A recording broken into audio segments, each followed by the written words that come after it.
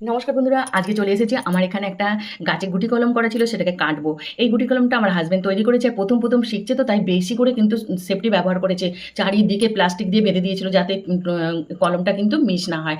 কলমটা খুব সুন্দর হয়েছে, প্রথম করলেও কলমটা কিন্তু খুব ভালো হয়েছে। আপনাদের দেখাচ্ছে বেশ ভালো শিকড় বেরিয়ে গেছে। আর এখন এটাকে আমি এই প্লাস্টিকটা খুলে শিকড়টাকে ভালো করে ধুয়ে নেবো। আর আপনাদের দেখাচ্ছি, দেখুন কত সুন্দর শিকড় বেরিয়েছে। যারা ফাইকাস গাছ চেনেন না, এটা হলো ফাইকাস। আর আপনারা ভালো করে দেখে নিন। আর এই দেখুন শিকড়গুলোকে আমি ধুয়ে নিলাম। নিচে যে কাঠের অংশটা রয়েছে, ডালটা রয়েছে, সেটা শুদ্ধ আমি মাটিতে বসিয়ে দেবো। সেটা আমি ভালো করে মাটিতে আগে ভেতরে পুঁতে নিলাম। পুঁতে নিয়ে ওপরে যে শিকড়গুলো ছিল চারিদিক দিয়ে চারিয়ে দিয়েছি। এই শিকড়গুলো যখন মোটা মোটা হয়ে যাবে, বড় হবে, তখন কিন্তু এই গাছটা অন্যরকম দেখতে লাগবে। সেটাও ভিডিও আপনাদের সাথে পরবর্তীকালে আমি শেয়ার করব।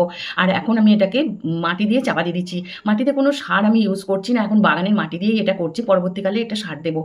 এইভাবে বসিয়ে দিলাম। এর উপর জল দিয়ে একেবারে ছাওয়াদার জায়গায় রেখে দেবো। বেশ কিছুদিন, 10-15 দিন রেখে দেবো, তারপর রোদে বার করবো।